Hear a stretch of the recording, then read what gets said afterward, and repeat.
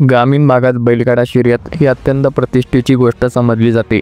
पश्चिम महाराष्ट्रात विशेष करून पुणे जिल्ह्यात या शर्यती आणि त्यांच्या चाहत्यांची कमी नाही. शर्यतीत मानाचा किताब जिंकणारे बैल शर्यती प्रेमींपासून मालकांपर्यंत सर्वांच्याच गळ्यातील ताईट असतात.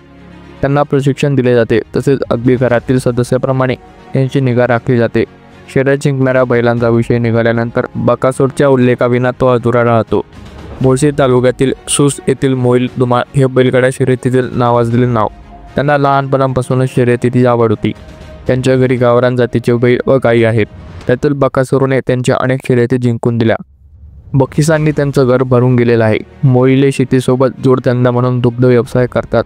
मात्र नंतर त्यांनी बैलगाडा शर्यतीसाठी बैलांची संगोपन सुरू केले. घरच्या बकासूर बैलाला त्यांनी शर्यतीत उतरवले आणि तेथून त्यांची भरभराट सुरू झाली. बकासूर हा खऱ्या अर्थाने चटणी भाकरीचा पैलवान आहे. त्याला रोज सकाळी डोंगरात चारायला सोडावे लागते. चरून आल्यानंतर तो त्यांच्या मर्जीने गोट्यात येतो. त्याचा आहारही अगदी साधा आहे.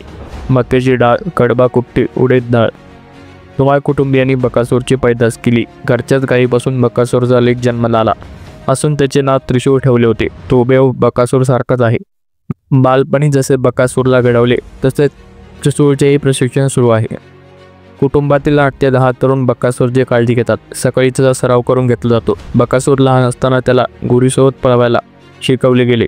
झेंडा पडला की पळायचे आणि नंतर कधी व कुठे थांबायचे शिकवले. तो दूर असला तरी त्याचे नाव पुकारताच पळ येतो.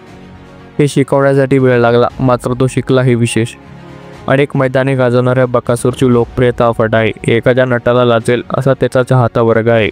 एका शर्यतीत त्याला पाहण्यासाठी एवढी झंबड उडाली की चाहत्यांना पांगवण्यासाठी बाउन्सर बोलावे लागले.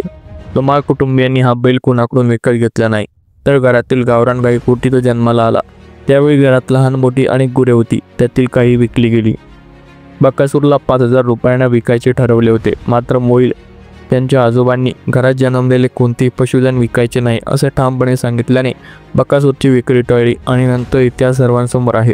मोईल यांनी या बैलाचे नाव आधी सरपंच ठेवले होते, मात्र नंतर त्याला बकासूर हे नाव मिळाले. त्यानंतर मोईल नारायणपूर येथील बैलगाडा शर्यतीत सरपंचाला घेऊन मैदानात उतरले.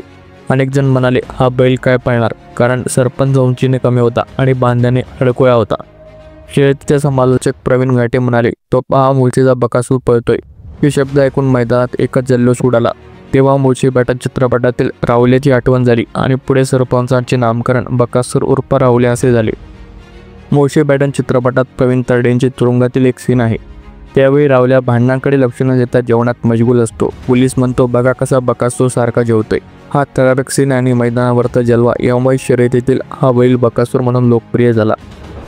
त्याचे शरीर एष्टी आकर्षक असले तरी तो चपळ आहे. त्याची उंची कमी आहे. शरीर इतर बैलासारखे नाही, पण बालपणापासून झालेल्या सरावामुळे तो अजूनही मैदानात विजयी ठरतो.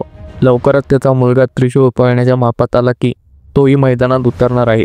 म्हणजेच भविष्यात बकासूर आणि त्रिशूळ बैलगाडा शर्यतीची जुन्या गाजवणार यात शंका नाही.